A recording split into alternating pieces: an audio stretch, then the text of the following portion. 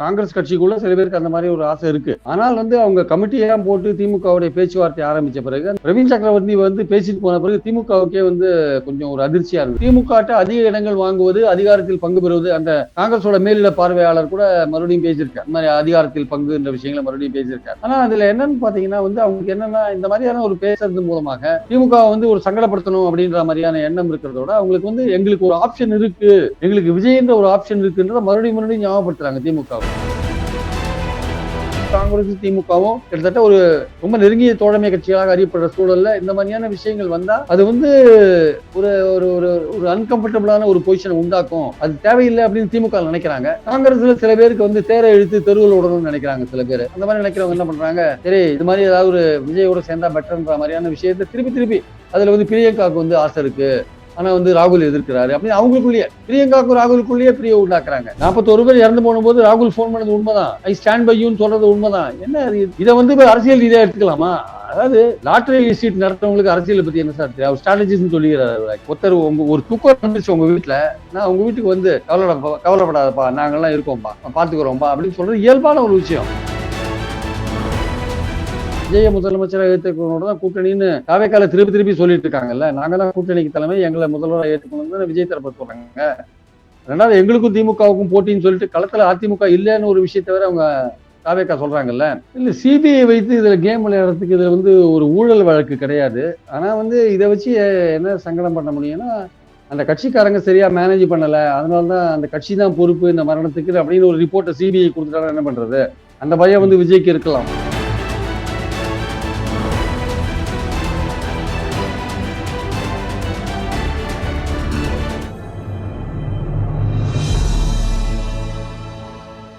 Tamil news நேயர்களுக்கு அன்பு வணக்கம். இன்றைய சிறப்பு நேர்காணலில் நம்மோடு இணைந்திருப்பவர் மூத்த பத்திரிகையாளர் திரு பிரியன் சார். சார் வணக்கம். வணக்கம் சார். சார், நேற்றைய தினம் கன்னியாகுமரியிலே நடந்த ஒரு கிறிஸ்துமஸ் விழா தமிழக வெற்றி கழகத்தின் சார்பாக நடத்தப்பட்டது. அதில் அந்த மாவட்டத்தில் சார்ந்த பிரதிநிதிகள், எம்எல்ஏ, எம்பிக்கள் அவர்கள் எல்லாம் காங்கிரஸ் கட்சியை சார்ந்தவர்கள் பலரும் அந்த அழைப்பிதழின் பெயரில் இடம்பெற்றிருந்தார்கள். பிறகு அவர்கள் எல்லோரும் ஒரு சேர புறக்கணித்தார்கள். ஒரு சில நிர்வாகிகள் மட்டும் அந்த கூட்டத்தில் பங்கேற்றார்கள். நேற்று தினம் ஆதவர்ஜனா முதன்முறையாக உடைத்த சில விஷயங்களை பேசியிருக்கிறார்.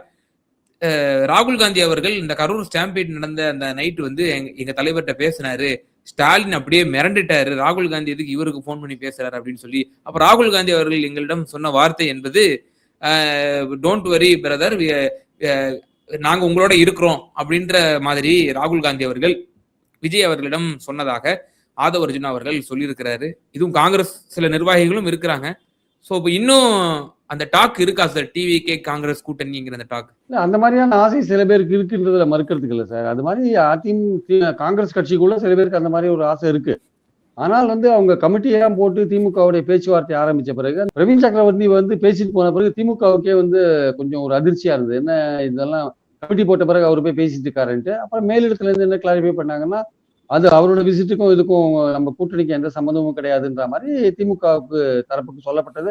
பார்லிமெண்ட்ல திமுகவும் காங்கிரஸும் இணைந்து தானே இந்த இதெல்லாம் வேலை செஞ்சாங்க. அங்க பல்வேறு தீர்மானங்கள் வந்த போது இந்த மகாத்மா காந்தி விஷயங்கள் ஆகட்டும், போன்ற பல விஷயங்களை இணைந்துதான் வேலை செஞ்சதை நம்ம பார்த்தோம். அதே மாதிரி இந்த சார் விஷயத்திலையும் கூட, எஸ்ஐஆர் விஷயத்துல கூட, தேர்தல் கமிஷன் சம்பந்தப்பட்ட விஷயங்கள்ல கூட அவங்க இணைந்துதான் வேலை செஞ்சாங்க, எல்லாம் பார்த்தோம்.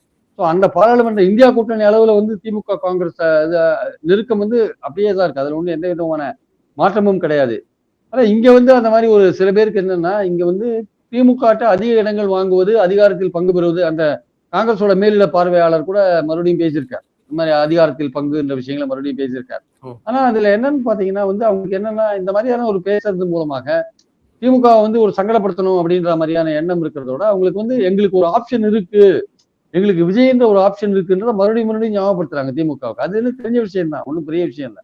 அதனால நாங்க அதிக இடங்கள் கேட்போம் அப்படின்ற மாதிரி, அதிக இடங்கள் கேட்போம், அதிகாரத்தில் பங்கு அப்படின்ற மாதிரி.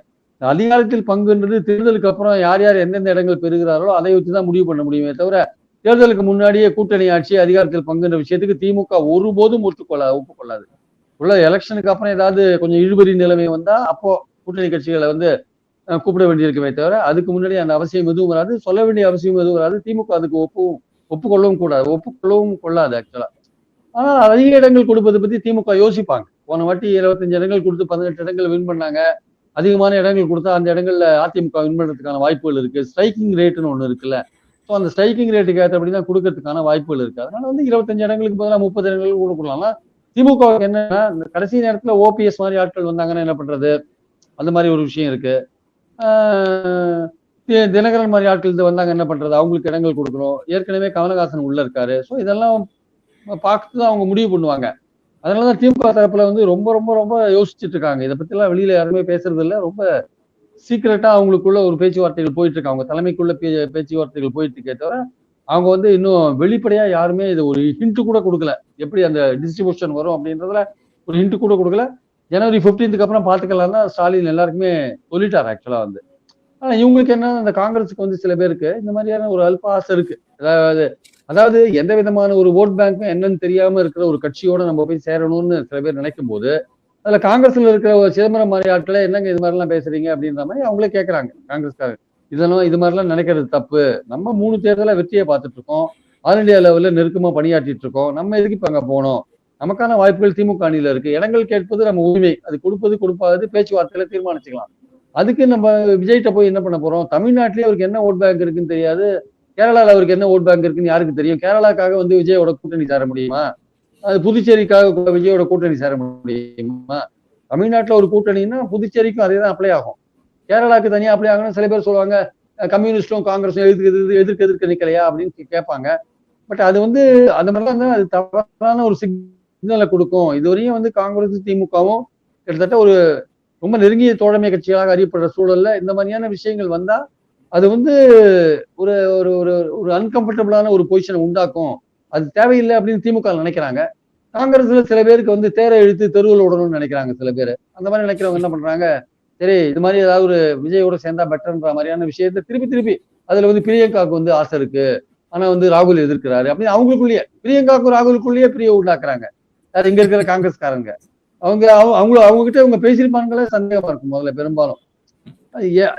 பெரும்பாலான காங்கிரஸ்காரன் கேட்கறதுனா எதுக்காக சார் நாங்க போய் விஜய்கிட்ட போகணும்னு கேட்கறாங்க. 3 தேர்தல வெற்றியை பார்த்துட்டு இருக்கோம். நாங்க வந்து இந்த இந்த திமுக கூட்டணியில இருந்தா வெற்றி எங்களுக்கு கண்டிப்பா உண்டு. எம்எல்ஏக்கள் கண்டிப்பா உண்டு. அவர்கிட்ட என்ன ஓட் பேங்க் இருக்குன்னு தெரியாத நாங்க அவர்கிட்டயே போனோம். திமுக எங்களுக்கு சில கருத்து வேறுபாடுகள்லாம் இருக்கு. அதுக்காக ஓவராலா வந்து நாங்க ஏன் அங்க போக வேண்டிய அவசியம் என்ன இருக்கு? உதாரணமா பாஜக எழுத்து தான் இந்த அணியை கட்டமைக்கப்பட்டிருக்கு. மோடி எழுத்து தான் இந்த அணியை கட்டமைக்கப்பட்டிருக்கு. தாவேகா வந்து மோடி எதிர்ப்புல தீவிரமா இருக்காங்களா? முதல்ல சொல்லுங்க. மோடி எதிர்ப்புல தீவிரமா இருக்காங்களா? பாஜக எதிர்க்கிறாரா? பாஜகவை பத்தி கண்டுக்கவே மாட்டேன்றாரு. திருப்பரங்குன்றத்தை பத்தி பேசவே மாட்டேன்றாரு. அவர் கூட எப்படி சார் நாங்க போய் சேர முடியும்? நாங்க திருப்பரங்குன்றம் விஷயத்துல கடுமையா பாஜக அட்டாக் பண்றோம். தாவேகா என்ன பண்ணிட்டு இருக்கு? வேடிக்கை தானே பார்த்துட்டு மத நல்லிணக்கத்துக்கு உறுதி கொடுப்போன்றாங்க. பேசுங்க, அதை பத்தி பேசவே மாட்டேன்றீங்கல்ல. மகாத்மா காந்தி ஊரக வேலை பத்திரத்துல காந்தி பேர் எடுத்துட்டாங்க. தாவேகா வாயை மூடிட்டு இருக்கு. நாங்க ஏன் சார் அங்க போய் சேரணும்? எதுக்காக சேரணும்? கண்டிச்சாரா அவர் விஜய்? 41 பேர் இறந்து போன போது ராகுல் போன் பண்ணது உண்மைதான். ஐ ஸ்டாண்ட் பை யூன்னு சொல்றது உண்மைதான். என்ன இதை வந்து அரசியல் ரீதியா எடுத்துக்கலாமா? அதாவது லாட்டரி சீட் நடத்துறவங்களுக்கு அரசியலை பத்தி என்ன சார் அவர் ஸ்ட்ராட்டஜிஸ்ன்னு சொல்லிக்கிறாரு. ஆக்சுவலா ஒருத்தர் ஒரு தூக்கம் வந்துச்சு உங்க வீட்டுல, நான் உங்க வீட்டுக்கு வந்து கவலைப்படாதப்பா நாங்கெல்லாம் இருக்கோம்பா பாத்துக்கிறோம்பா அப்படின்னு சொல்றது இயல்பான ஒரு விஷயம். We stand by you. 41 பேர் இறந்து போயிட்டாங்க உங்க ரசிகர்கள் தொண்டர்கள். I stand by you. இந்த துக்கத்துல உங்களோட நாங்க பங்கு பெறுறோம். அதுதான் அதோட அர்த்தம். அதை விட்டுட்டு நான் வந்து உங்களோட இருக்கேன், ஐ ஸ்டாண்ட் பை யூன்னு உங்க கூட இருக்கேன், உங்க கூட அரசியல் வச்சுக்கிறேன் சொல்றாரு ராகுல் காந்தி. இதை வந்து ஒரு துக்கத்தை விசாரிக்கிறது வந்து அரசியல் ரீதியா பயன்படுத்துற ஒரு போக்கு இருக்குல்ல, அதை ஒரிஜினல் இன்னும் அடிப்படை அரசியல் அறிவே இல்லாத இருக்காரு நினைக்கிறேன். அவருக்கு இது புரியல. ஒரு துக்கத்துல என்ன சொல்லுவாங்களோ அதை சொல்லியிருக்காரு ராகுல் காந்தி. அவர் வெளிப்படையா எங்கேயாவது பேசியிருக்காரா? விஜயை பத்தி ஏதாவது பேசியிருக்காரு? இதுவும் ஒன்றும் பேசல. பிரியங்கா ஏதாவது பேசியிருக்காங்களா? எதுவும் பேசல. எல்லாம் கீழே இருக்கிற ஜோதிமணி, மாணிக் தாக்கூர் போன்றவர்கள் ஏதோ ஒன்று பேசிட்டு இருக்காங்க. அவங்களுக்கு என்னன்னா திமுகவோ பல விஷயங்கள பிடிக்காது. ஆனா ஒட்டுமொத்தமா திமுக காங்கிரஸ் கூட்டணி ஏன் இருக்கணும்னு காங்கிரஸ் தலைமைக்கு புரியுது ஆக்சுவலா. அதனால வந்து இவங்க ஏதோ அவங்களுக்கு பிடிக்காதனால ஏதோ பேசிட்டு இருக்காங்க. அதனால இந்த கூட்டணி இன்னைக்கு தேதி வரையும் நம்ம பேசுற இந்த நிமிஷம் வரையும் நேற்று ப. சிதம்பரம் போய் சிஎம் பேசிட்டு வந்திருக்காரு. அவரும் சொல்லியிருக்காரு இந்த பேச்சுவார்த்தைகள்லாம் சுமூகமா போகும், ஒன்றும் பிரச்சனை இல்லை, ஹைகமாண்ட் வந்து தெளிவா இருக்காங்கன்னு. அதுக்கு சில பேர் என்ன சொல்றாங்க, சிதம்பரத்துக்கும் ஹைகமாண்டுக்குமே சரியில்லை அப்படின்னு அப்படி ஒரு போட்டு விடுறாங்க. அப்படிலாம் சொல்ல முடியாது. சிதம்பரம் வந்து ஹைகமாண்டோட ரெப்ரஸன்டேட்டிவா தான் இன்னைக்கு சிஎம் சந்திச்சாரு. பல சந்தேகங்களை அவர் தெளிவுபடுத்திட்டாரு. அதனால இனிமே வந்து காங்கிரஸுக்கும் திமுகவுக்கும் உள்ள பிரச்சனைகள் எதுவும் இருக்காதுன்றதுதான் பொதுவான பேச்சா இருக்கு. இதையும் தாண்டி அரசியல்ல வந்து இல்ல அப்படி நடக்கலாம் இப்படி நடக்கலாம்னு பல பேர் பேசிட்டு தான் இருப்பாங்க. ஏன்னா பாஜக அதிமுகவுடைய நோக்கம் என்னவா இருக்குன்னா காங்கிரஸ் அதுல இருந்து இழுக்கணும்ன்றது நோக்கமா இருக்கு. திமுக இருந்து காங்கிரஸ் ஸ்பாயில் பண்ணணும். காங்கிரஸை வந்து ஒரு சந்தேகத்துக்குரிய ஒரு கட்சியா மாத்தணும். இதன் மூலமா திமுகவுக்கு எரிச்சலை உண்டாக்கணும் அப்படின்ற எண்ணத்துல அவங்க தெளிவா இருக்காங்க. அதனால அவங்க ஒர்க் பண்ணிட்டு இருக்காங்கன்றதுதான் காங்கிரஸ் தரப்புலயும் திமுக தரப்புலயும் பல பேர் சொல்றதை நம்ம பாக்குறோம் நம்ம. அதனால இன்னைக்கு இருக்கிற சார் சூழல்ல இப்போ அவங்க காங்கிரஸ் டிஎம்கே கூட்டணி இன்டாக்டா இருக்கு தொடர்ந்து 3 பொது தேர்தலில் வெற்றி கூட்டணி அப்படிங்கிற ஒரு இது இருக்குல்ல சார், ஒரு ரெப்புடேஷன் இருக்கு இல்லையா, இதை சிதைக்கணும், இதை வந்து ஸ்பாயில் பண்ணணுங்கிறதுக்காக ஆதவ அர்ஜுனா செய்யக்கூடிய டாக்டிக்ஸா இந்த மாதிரியான விஷயங்கள் எல்லாம்? இல்ல அதாவது அந்த 2 கட்சிகளுக்கும் இடையே ஒரு சந்தேகத்தை உருவாக்கணும், சந்தேக விதையை தூவணும் அந்த கட்சிகளுக்கு நடுவில் அப்படின்னு நினைக்கிறார் ஆக்சுவலா. அதாவது காங்கிரஸுக்கும் திமுகவுக்கும் இடையில வந்து ஒரு ஒரு கசப்புணர்வு உண்டாக்கணும்ன்றதான் பாயிண்ட் ஆக்சுவலா. அதுக்கு இந்த மாதிரி வதந்திகள்லாம் கிளப்பி விடுறது. இப்ப நேற்று வந்து பாஜக கிளப்பி விட்டாங்க பாருங்க வதந்தி, இந்த மாதிரி இபிஎஸ் ஒத்துட்டாரு ஓபிஎஸ்க்கும் தினகரனுக்கும், அது மாதிரி ஏதாவது ஒரு வதந்தியை கிளப்பி விட வேண்டியதுதான். இன்னைக்கு வந்து இவரு பேசியிருக்காரு, யாரு வைகை செல்வன் பேசியிருக்காரு. இன்னைக்கு தாவேக்காவோட எங்களுக்கு கூட்டணியே கிடையாது அப்படின்னு பேசியிருக்காரு. அவரோட கருத்தா இல்ல எடப்பாடியோட கருத்தா இனிமேதான் தெரியும். அதனால ஒவ்வொரு கட்சியில இருக்கணும், ஒவ்வொருத்தரும் ஒரு ஸ்டேட்மெண்ட் டிக்ளேர் பண்றான் சார். ஆனா அந்த கட்சி தலைமை அதை எப்படி பாக்குதுன்னு பாக்கணும்ல. தாவேக்காவோட கூட்டணி கிடையாது அப்படின்னு வைகை செல்வன் சொன்னதை எடப்பாடி ஒத்துக்க மாட்டார். அது அவருடைய தனிப்பட்ட கருத்துன்னு சொல்லிட்டு போயிட்டே இருப்பார். ஏன்னா எல்லா ஆப்ஷனையும் ஓப்பனா வைப்பாங்க எல்லாருமே. திமுக காங்கிரஸை பொறுத்த மட்டும் அவங்க வந்து அவங்களுக்குள்ள தெளிவா, தலைமைக்குள்ள தெளிவா இருக்காங்க. கீழே வந்து சில விஷயங்களை வந்து கெடுக்கணும்னு சில பேர் ஒர்க் பண்ணிட்டு இருக்காங்க. அவங்களுடைய கெட்ட நோக்கம் நிறைவேறுமா, அது கெட்ட நோக்கமோ நல்ல நோக்கமோ அவங்க நோக்கம் நிறைவேறுமான்றதை பொறுத்து இருந்தா பார்க்கணும். ஆனால் ரெண்டு தலைமை திமுக காங்கிரஸ் தலைமை ரெண்டுமே தெளிவா இருக்குன்றதுதான் என்னுடைய கருத்து ஆக்சுவலா. அந்த ரெப்புடேஷனை கெடுக்கணும்னா ஒரு சந்தேக விதையை போட்டா வச்சுக்கோங்களேன், அது பேச்சு திமுக வந்து ரொம்ப ரெஸ்ட்ரைண்டா இருக்காங்க, ரொம்ப கட்டுப்பாடா இருக்காங்க திமுக. காங்கிரஸ் தரப்புல இருந்து என்னதான் வந்து ப்ரொவோகேஷன் தூண்டுதல் வந்தா கூட அவங்க ரொம்ப ரொம்ப அடக்கி வாசிக்கிறத நம்ம பாக்குறோம் நம்ம. ஏன்னா அவங்க வந்து இந்த கூட்டணியை கட்டுப்பாடா எடுத்துன்னு பாக்குறாங்க. தலைமை வந்து நல்லா இருக்கு, ஆனா கீழே இருக்கிறவங்க ஒரு மாதிரி இருக்காங்க. அது நேற்று பி சிதம்பரம் போய் இது கிளாரிஃபை பண்ணியிருக்காரு. இனிமே நிலைமை சரியாகும்னு நினைக்கிறேன். அன்லஸ் இந்த பேச்சுவார்த்தையில ஏதோ பெரிய அளவுக்கு இடைஞ்சல் வந்து பிரச்சனை வந்து ரொம்ப இடங்கள்லாம் குறைச்சி ஏதாவது ஆச்சுனாதான் பிரச்சனை வருமே தவிர, மற்றபடி இயல்பா அது போகும்போது இந்த சுமூக நிலை தொடரும் தான் என்னுடைய கருத்து ஆக்சுவலா. Okay sir. சார் இப்போ ஒரு பக்கம் காங்கிரஸ் இப்படி ஒரு பேச்சுக்கள் ஓடிக்கொண்டிருக்க, நேற்றைய தினம் பியூஷ் கோயல் இந்த மாதிரி பேச்சுவார்த்தையில் ஈடுபட்ட பொழுது அடுத்த கட்ட தலைவர்கள் தமிழிசை அம்மையார் போன்றவர்கள்லாம் என்ன சொன்னாங்க அப்படின்னா, விஜய் அவர்களும் தீய சக்தி திமுக தான் சொல்றாரு, ஆனா என்ன டிவிகேவுக்கும் டிஎம்கேக்கும் தான் போட்டி அப்படிங்கிறாரு, அது தவறான கருத்து, நீங்க எல்லாம் வாக்க பிரிக்க விடக்கூடாது, நீங்களும் என்டிஏவுக்கு வரணும் அப்படிங்கிற ஒரு துணியில ஒரு கருத்தை தெரிவிக்கிறாங்க. ஒரு அழைப்பாகவே எடுத்துக்கலாம், என்டிஏ வந்தாதான் 1 to 1 வந்தாதான் திரு ஸ்டாலின் அவர்களை தோற்கடிக்க முடியும் அப்படின்ற ஒரு கருத்தை முன்வைக்கிறாங்க.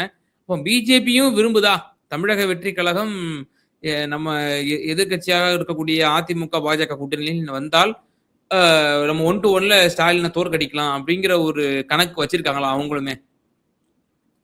கண்டிப்பா சார். அதாவது திமுக எதிர்ப்பு எடப்பாடியும் அதுக்கு முதல் நாள் அதுதானே சொன்னாரு, திமுக எதிர்ப்பு எங்க அலையில வரலாம் தானே ஒருத்த கருத்துடைய ஒரு கட்சிகள்லாம் வரலாம் தானே சொன்னாரு. ஆனா விஜயோட கண்டிஷன் என்ன, என்ன முதலமைச்சரா ஏத்துக்கிறவங்களோட தான் நாங்க கூட்டணி, விஜய முதலமைச்சரா ஏத்துக்கிறவங்களோட தான் கூட்டணின்னு தாவேக்கால திருப்பி சொல்லிட்டு இருக்காங்கல்ல. நாங்க தான் கூட்டணிக்கு தலைமை, எங்களை முதல்வராக ஏற்றுக்கணும் விஜய் தரப்பு சொல்றாங்க. அதனால எங்களுக்கும் திமுகவுக்கும் போட்டின்னு சொல்லிட்டு களத்துல அதிமுக இல்லைன்னு ஒரு விஷயத்த வேற அவங்க தாவேக்கா சொல்றாங்கல்ல.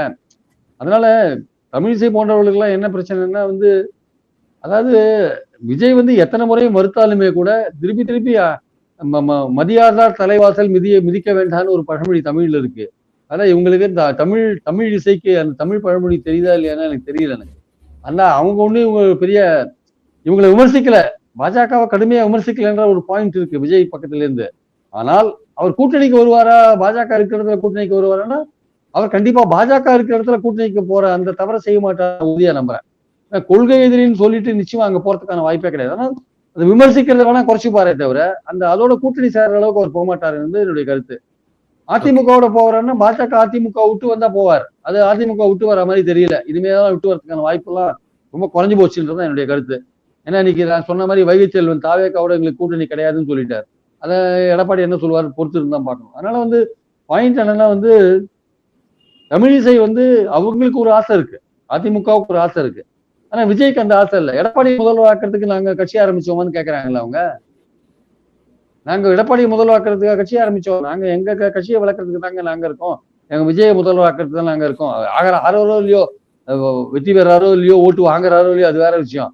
அவங்க ஒரு நம்பிக்கையோட களத்துல இறங்கி இருக்காங்க. அவங்க தன்னம்பிக்கையோட சொல்றாங்க, நாங்க வந்துருவோம், எங்களுக்கும் திமுகவுக்கும் தான் போட்டின்ட்டு.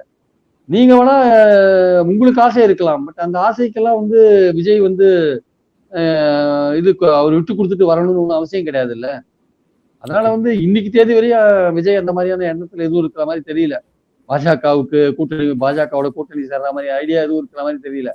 ஒருவேளை தேர்தலுக்கு அப்புறம் ஏதாவது இழுபறி நிலைமை வந்து அதிமுகவுக்கு ஏதாவது வாய்ப்பு இருந்து சிங்கிள் லார்ஜஸ்ட் பார்ட்டியா வந்து ஏதாவது இடங்க ஆட்சி அமைக்கிறதுக்கான வாய்ப்புல இருந்து அதுல விஜய் ஏதாவது இடங்கள் பெற்று அப்ப ஏதாவது ஒரு கூட்டணி வந்தா அப்போ அந்த மாதிரி சேரலாமே தவிர, மற்றபடி தேர்தலுக்கு முன்னாடி வந்து அதிமுக பாஜக அணியில வந்து தாவேக்கா இணையறதுக்கான வாய்ப்புகள் கொஞ்சம் கூட கிடையாது என்பது என்னுடைய கருத்து. இறுதியான ஒரே ஒரு கேள்வி சார். இப்போ கிட்டத்தட்ட கரூர் கூட்ட நெரிசல் அந்த மரணங்கள் நடந்து இன்னும் 2 தினங்கள்ல 90 நாட்கள் நிறைவடைய போகிறது. 27ஆம் தேதி சார்ஜ் ஷீட்டை ஃபைல் செய்ய வேண்டும். ஸோ சிபிஐ சார்ஜ் ஷீட் வந்து அந்த அன்றைய தினம் ஃபைல் செய்யுமா? உங்களை போன்றவர்கள் தொடர்ந்து முன்வைக்கக்கூடிய ஒரு விமர்சனம் என்பது, விஜய் விசாரிக்காமல் இந்த சிபிஐ என்கொயரி என்பது முழுமைத்தன்மை பெறாது, விஜய் தான் முதலில் விசாரிக்க வேண்டும் என்று உங்களை போன்றவர்கள் தொடர்ந்து வலியுறுத்தி வருகிறீர்கள். இப்போ சார்ஜ் ஷீட்டுக்கு உண்டான டேட்டும் வந்து கிட்டத்தட்ட நெருங்கிடுச்சு. எக்ஸ்டென்ஷன் கேட்பாங்கன்னு சொல்லப்படுது. இதில் பாரதிய ஜனதா சிபிஐ வைத்து ஏதேனும் கேம் விளையாடுவதற்கான சான்சஸ் இருக்குன்னு நினைக்கிறீங்களா? நிறைவான கருத்து. இல்ல, சிபிஐ வைத்து இதுல கேம் விளையாடுறதுக்கு இதுல வந்து ஒரு ஊழல் வழக்கு கிடையாது. ஆனா வந்து இதை வச்சு என்ன சங்கடம் பண்ண முடியும்னா, அந்த கட்சிக்காரங்க சரியா மேனேஜ் பண்ணல, அதனாலதான் அந்த கட்சி தான் பொறுப்பு இந்த மரணத்துக்கு அப்படின்னு ஒரு ரிப்போர்ட்டை சிபிஐ கொடுத்துட்டாலும் என்ன பண்றது?